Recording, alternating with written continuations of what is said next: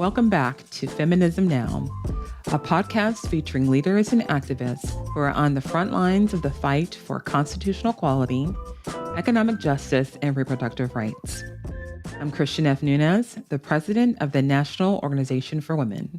In Season 2 of Feminism Now, our theme is Women Leading Democracy. But women and their allies come in all ages, and all ages should be able to play a role in democracy and have their voices heard. That's why we're thrilled today to speak with V. Spear, who is wildly popular on their social media channel Under the Desk News and podcast American Fever Dream, which reaches and resonates with Generation Z. Do you have thoughts on anything you've heard this season? We want to hear from you. You can do that by sending us an email at feminismnow@now.org. We are excited to have you with us on this journey. Everyone, we are super excited today to have V. Spear on with us to talk about the young generation leading the movement, leading democracy. And I'm so excited to have V with us today. So let's just get started, V. Are you ready? I'm ready. Let's go. Okay, let's go. So as we're talking and having this conversation, which I'm super excited to have, when we talk about representation and we talk about the importance of seeing people like yourself in positions of power, if you see it, we think we can be it, right? So it's really important that that exists. It means so much to see women of color, LGBTQIA+ people, immigrants, people with disabilities leading democracy. So doesn't it seem really interesting when we look at the current representation of people in political power and spaces that is not what we see. It's not reflected every single day. And in 2022, statistics said that 44% of the U.S. population was only under the age of 35, but only 7% of the U.S. Congress is under 40. So we're seeing that there's difference from what we're saying we want and actually what we're seeing actually coexist. This doesn't mean that these young voters are apathetic. Far from it. We're excited to hear from you today and the work that you've been doing on TikTok, YouTube, and Instagram channels. Under the Desk News, V also publishes daily updates about world news and the political process, reaching an audience of millions. So V. Spear has been really dominating in the space of making sure that young millennials and Gen Z voters have a space to have a conversation and bringing their leadership to the forefront. And V, it is so lovely to have you here in the show. And I'm super excited to really welcome you so we can have this wonderful conversation. Yeah, thanks for having me. You're huge on TikTok. I want to know what made you get started on TikTok? What made you decide to actually use TikTok as your platform to connect with the Gen Z and the millennial audience? So like all things that I've been successful in my life, I kind of stumbled into it. I did not intend for any of this to happen. I started TikToking. It was early pandemic. And there was actually this history teacher where she would pretend that she was a history teacher and do like lessons. And people were just sort of doing entertainment, goofy stuff. And I thought I could probably be like America's civics teacher in some ways and just kind of like talk about the stuff that I was excited about. And I was teaching people really just about the things that they forgot were important, like being dialed into current events, like building community with each other. You have to remember in like 2020, if you turned on the news, it was just to terrify yourself. Every single update was difficult. We were very scared. We were feeling disconnected and people were giving up hope. And if there's one thing that can make you feel better when you're scared, it's like having knowledge. And so I got under my desk to make it like a safe space, because where do you go when you're scared? You go under your desk, and just started telling people what happened that day. Not what it means, not what it doesn't mean, not what's coming. Just like, hey, it's Monday night, and here's what happened. And folks really liked it. And I think it's been an important way of rebuilding trust in media and in getting people to feel smart and included in conversations and letting them know that they really do have power and that they can understand these really complicated things that are going on in the world and do something about them. Well, I like what you talk about when you say building trust back with media, because I think that's a lot of what's happened as people have lost trust. And especially with the younger generation, I feel like they don't trust the media anymore and they don't trust the political system. They feel like the system has failed them. And as we see right now, what's happening in the political climate, I think that's really affecting our ability to engage them in the political process. What do you think is happening, and why do you feel that with this current political awakening, we're seeing more young voters, I don't want to say that they're turning their back on the system because I think they have their own way of engaging, but they're rejecting the typical process of political engagement. Yeah, they're certainly not, Gen Z is certainly not as polite and in their place as the millennial generation was trained to be, honestly, by our parents, which was like, okay, I'll just wait my turn and I just want to be good at things. Gen Z certainly does not subscribe to that. And that's one of the things I admire and learn so much from them about is the idea that like you can question authority and that it's not about waiting your time or paying your dues. There are other ways to gain information that aren't this traditional path. And I think with them, they're so aware of language, much more aware of language than I think any other generation has been, to the point that this is the generation that really created and embraced neopronouns even, right? Like letting yourself label yourself to what exactly perfectly feels right to you. So when they hear things like the word ally, that word to them has been really weaponized and destroyed in many ways, because what they've seen is, well, we're not going to give you power, but we're your allies, so you should vote for us because we will represent your interests. And they're like, I could represent my own damn interest. Like, I would like to have the voice. I mean, we think of someone like Maxwell Frost, the first Gen Z member of Congress. Maxwell Frost doesn't need anybody to speak for him. He's an incredibly intelligent and thoughtful and productive individual, and he's crushing it up there in Congress. So I think when Gen Z hears something like President Biden or Nancy Pelosi, and I'm going to talk about the Democrats because that's my lane, but certainly this happens on the right as well, say things like, you know what, I told you that it was going to be my last term, but I'm going to run one more time and I need your support, Gen Z, because I'm your ally. They're like, girl, just pass the baton of power. Like, we're ready. We're ready. You have to trust us or we won't trust you. You know, I think that's a really interesting point you bring up because we always get into this conversation, right, about succession planning, but it really has to shift, right, and change because why are we always passing it? Why aren't we sharing? I'm Gen X, right? So I was brought in this space that, you know, you were taught you have to pay your dues. You have to struggle through. You have to wait it out. You have to do all this grunt work. You have to, you know, wait this long, work 20, 30, 40, 50, so many years.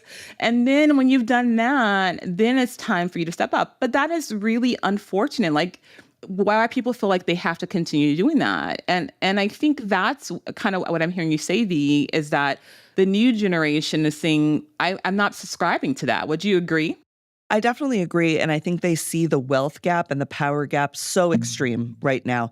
Also, the United States was never meant to be a hereditary monarchy. So the idea that we have these sorority-like bigs and littles where power of the presidency is passed down through families to the point that literally sometimes, the father is the president and then the son is, or the nephew is after that, like these political families and dynasties, that's not what America's supposed to be about. And outside of the actual hereditary monarchy little systems that we have popping up, you have things like, oh, well, they're on Nancy Pelosi's like list. So she has the opportunity to put her finger on the scale for someone like Adam Schiff, right? Because that's who she's sort of deemed who she's going to mentor. So now that's going to give him advantage. I think those systems are something that certainly Gen Z rejects and says like, no, we don't like this. We don't want Reaganomics to trickle through all the way down to the Ted Cruzes. We don't want democratic ideals from the 1970s to be what's been handed down and what we're still being served now from Joe Biden. They want to see something that faces the very real emergency issues that their generation is going to be stuck dealing with, and they don't want to wait anymore. These are great points. But one of the things that scares me, and I have to be really honest with this, is that when I'm looking at the state of where we are in this country right now and who is the alternatives, I'm concerned that people are choosing to just totally disengage sometimes, right?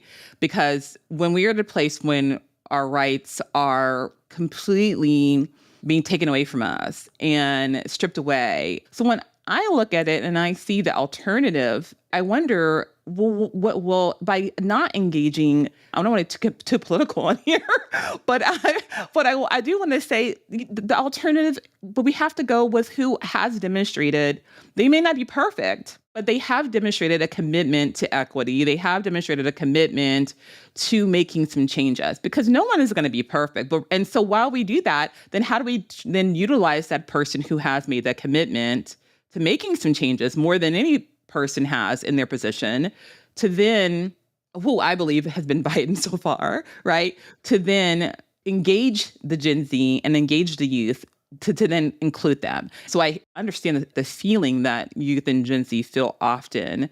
But when it comes down to what we're facing right now, how do we get them to still make, figure out a way to like what we need to do right now so that we have the opportunity to fix it?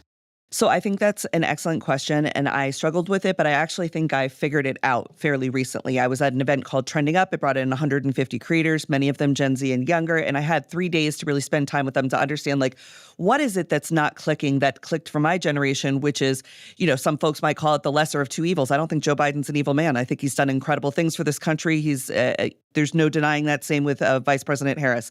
Incredible things for this country. But if we want to call it the lesser of two evils or the seeing what would happen otherwise, what I realized is there is an experience gap even between millennials and Gen Z. And I relate this to I'm 8 years older than my brother, and my parents had me at 19.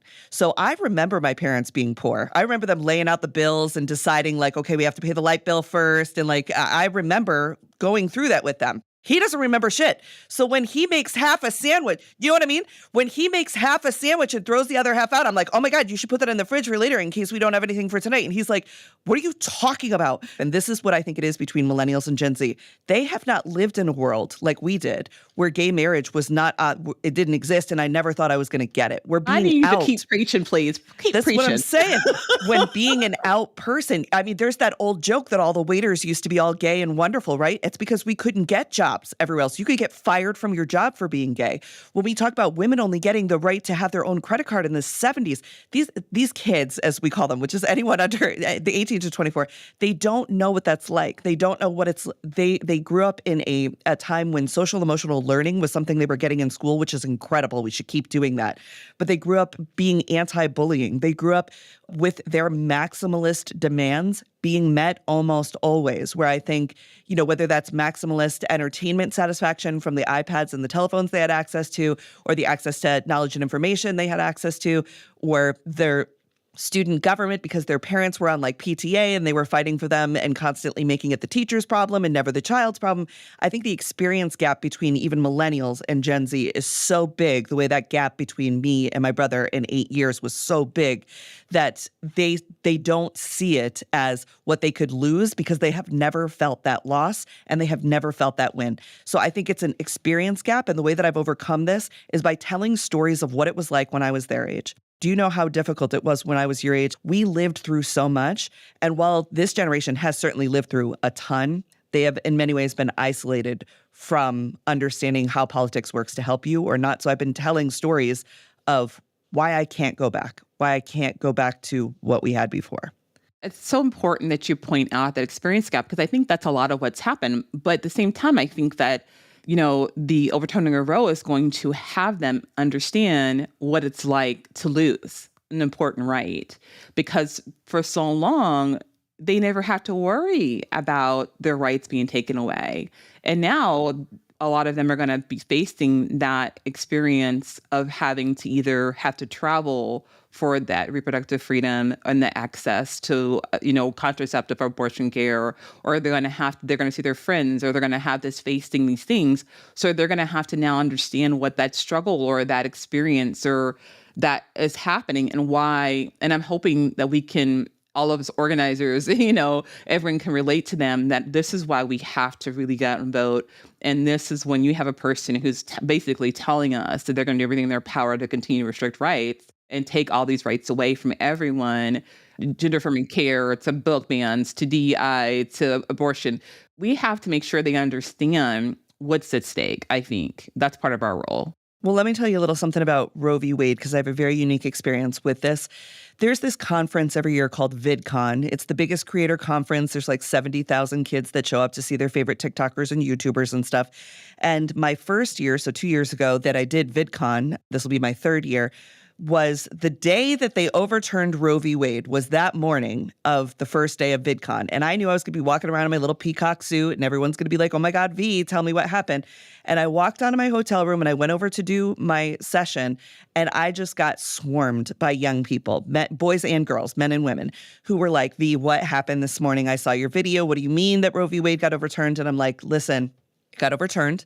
It's not over. There are adults that are going to help you through this. There are generations. There are the women who fought for Roe in the first place have to get back on those picket lines and do it again. And we're going to do it. And I was trying to get them jazzed up. And I had this group of boys that I was talking to, and they were like, what does this mean like for us? Like, I think that girls are going to be afraid of us now. And I was like, they are going to be afraid of you. So the things that you can do are not pull this bullshit that you're not using condoms. I don't know if I could swear on your show. Sorry. Yes, you can. Okay. That we're not going to use condoms. We're not going to pressure women into doing things they're not ready for. We're going to be respectful of our partner's ability to be on birth control or not. We're going to take dual responsibility for not bringing children into the world that we're not ready for or don't want. It is going to be both of you having to do that because, yes, you did lose something today. Congress took away from you the opportunity for a second chance to fix something and make your life the way that you want it to be. They took away the option of abortion, not just from you, people who don't want children, but if you are somebody who, you know, in the next couple of years, you're going to be getting married and trying to start a family, Congress also took away from you the right to be the man of your family, the head of your family, and to make decisions for you and your wife's health if something, God forbid, goes wrong with this pregnancy. You may not have access to miscarriage care. You may not have access to abortion care. You may not have access to a lot of different things. And how does that make you feel as a man, as the future head of your family? Because we got to talk to both sides, you know, that this has been taken out of your hand. Do you want some congressman up in DC making decisions about you and your wife's body? And they were like, oh my God. And they were so fired up about it, but they forget. Time goes on. And now we're in a place where they're like, yeah, they overturned it 2 years ago and that sucks and we want to get it back. But like, you can still get Plan C. And I'm like, for a couple days, Louisiana just said, no, you can't. It is so hard to get something back once you've lost it. And so what I try to dig in with them is finding the language that makes sense to them and finding the fear of loss that's going to provide longevity for the fight, because this is a long fight. It took the Republicans 50 years to get us here. You know, it's going to take us more than one election to get us out of it. We'll get back to more issues that affect young voters most. But first, let's take a break with our segment, Action Now. This week, we're excited to invite you to our virtual Racial Justice Summit on June 18th. It's our 5th annual summit, and our theme this year is We Demand Equity Now. The 2-hour summit from 6:30 to 8:30 p.m. Eastern Time will have some powerful speakers, including Gloria Blackwell, the president of the American Association of University Women, and Congresswoman Robin Kelly of Illinois 2. And of course, I'll be there. The Racial Justice Summit is free to attend, and you can find out more information at now.org. And now, back to our interview.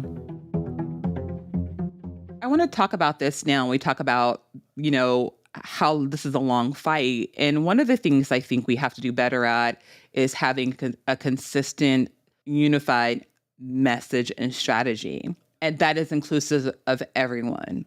And when we think about this and we're talking about how do we include the young generations into this messaging, because I think that's really important, is making sure they're included in this messaging, making sure we're reaching them as well, and not only targeting the people that we assume want to hear it.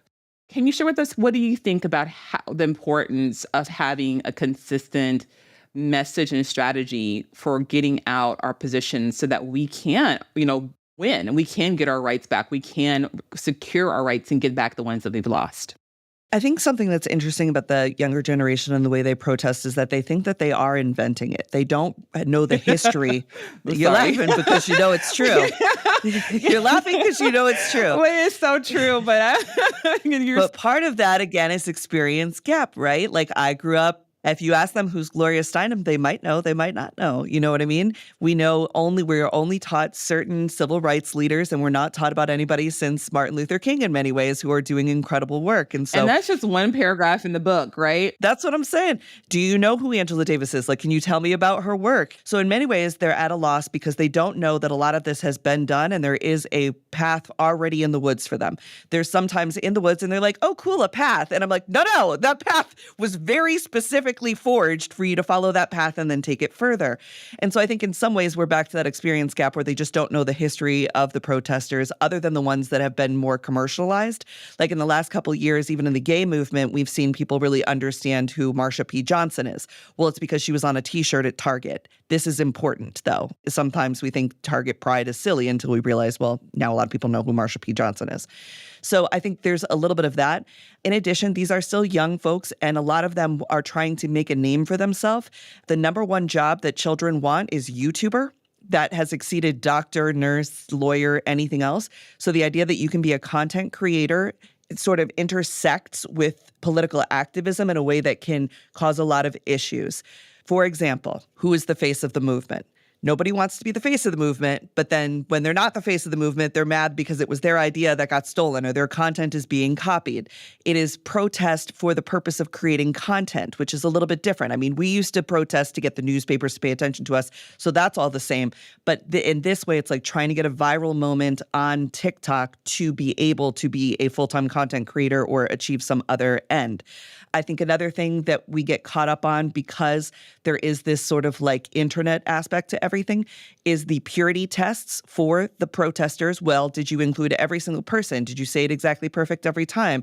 Are you the right person to say that? Will you use the right words? Are you using those words on social media? If you post about anything else, are you ignoring the big issues? And so I think that becomes a big issue. And then they get very singularly focused on not trying to get canceled. This is what I notice on TikTok.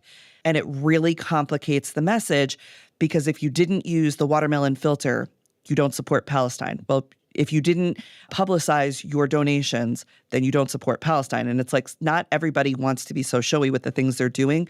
And not everybody needs to do the exact same thing. There's collective community, and then there's the diversity of the ways that we attack an issue.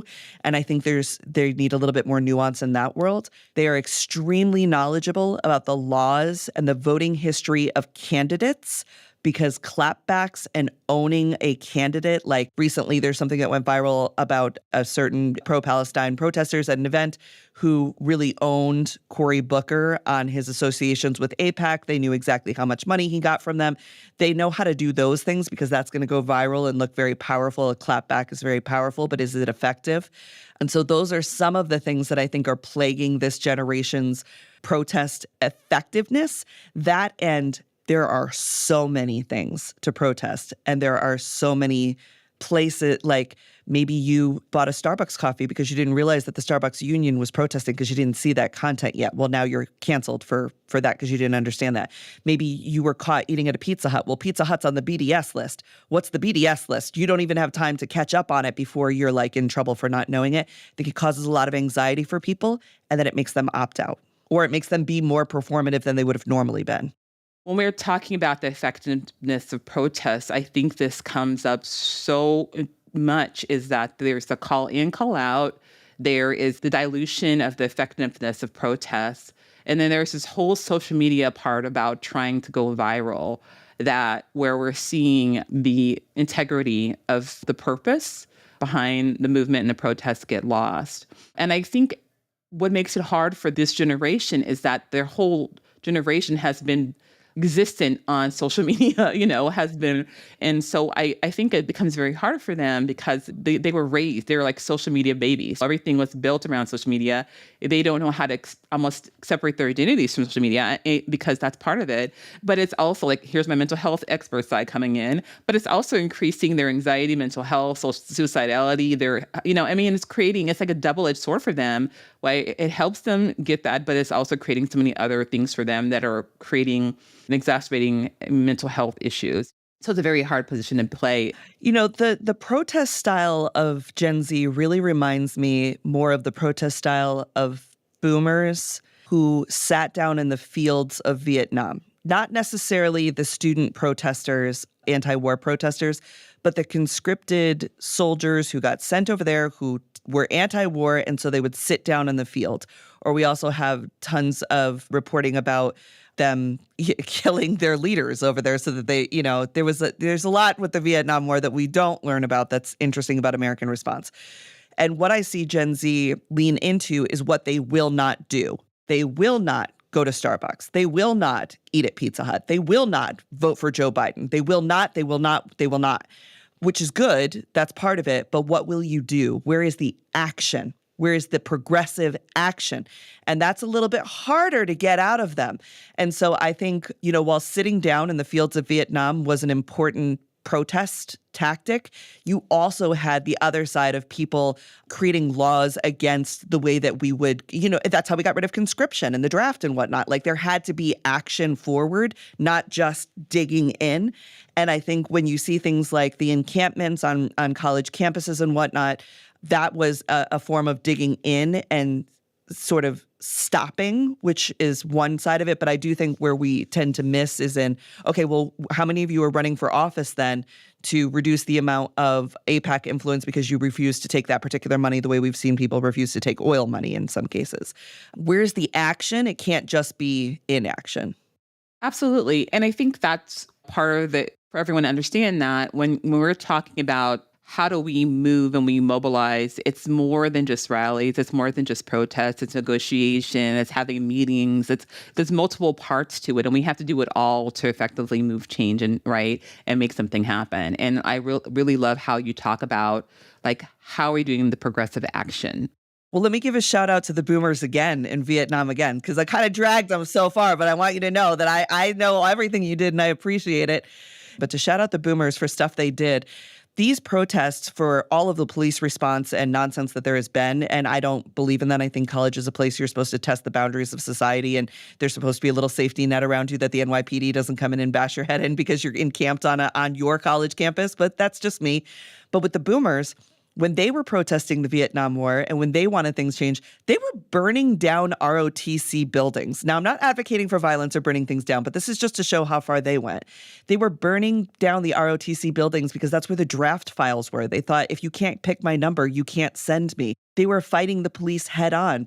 And, I just think that there was a little bit more fire. If you think about Marsha P. Johnson throwing the brick during the Stonewall riots. And here, it's a little bit like the things that we see them ask for are comfort. We see them ask for amnesty. We see them ask for divestment, which is a holdover from the 1980s protests. And I want to see them do a little bit more collective action forward. The Black Panthers started a breakfast program for children in the neighborhood. Show me something. Do something. Listen, the whole entire free lunch, the free breakfast program is based off the Black Panther movement. Correct. And people, once again, co-opted that, but I wouldn't go in there either. But, but I'm saying all movements have to provide. What are you providing? And one of the things I love to speaking of movements is the Student Nonviolence Coordinating Committee was a very effective movement as well. The sit-ins, all the different things they did there was some action attached to it, spoke to the purpose of why they were actually acting, was connecting to the thing. So I really believe in the power of the young generation. I do feel that they are taking the initiative to learn the education that they were not given in their school systems, and they're trying to expand. But I also believe that there is important, like you're saying, that there also be action to problem solutions. I'm a very solution-based person. How do we solve this? This is what we don't want to do, but also this is what we're willing to do to effectuate the change that we want to see. I think their divestment thing is very smart. And I said this is a holdover from the 80s. In the 1980s, the anti-apartheid protests, this is the beginning of the stock market really having power and the average person trading stocks. This is the beginning of the yuppie era. They were the ones who were originally calling for the universities to divest from things that they didn't agree with. And I think that is actually one of the best things that they're doing right now. They understand the power of the money in their tuition. Absolutely. Absolutely. Bea, thank you so much for joining us today on Feminism Now. This has been such an enlightening, wonderful conversation. I hope that we stay in touch. Please share with us how people can reach out to you and stay in contact with what you're doing and the work that you're doing so that our listeners can stay in contact and just, keep up with Under the Desk News and all the wonderful things you're doing on TikTok and YouTube. Yeah, so you can find me on all socials at Under the Desk News, and you can listen to my new podcast, American Fever Dream, wherever you get your podcasts. We do a breakdown of all the kooky things that happen in America that week, including, politics, pop culture, legislation. And then we end with an Amera I Can't rant, which is my favorite section of the whole show. We also highlight down ballot candidates for you to get to know about, to keep you engaged and excited about voting. Thank you, listeners, for being with us as we use season 2 of our podcast to showcase people making a real difference to women and their allies in our democracy. For our last episode this season, we are flipping the script. I'll be talking with our team about the past season, and we'd love to answer your questions. Send your thoughts to feminismnow@now.org, and you might end up on the show. This podcast, Feminism Now, is a production of the National Organization for Women. I'm Christian F. Nunez, NOW's National President. If you like what you hear, please go to now.org, read up on our core issues and our approach to advancing women's equality, and get involved. Thank you for listening, and we'll see you soon.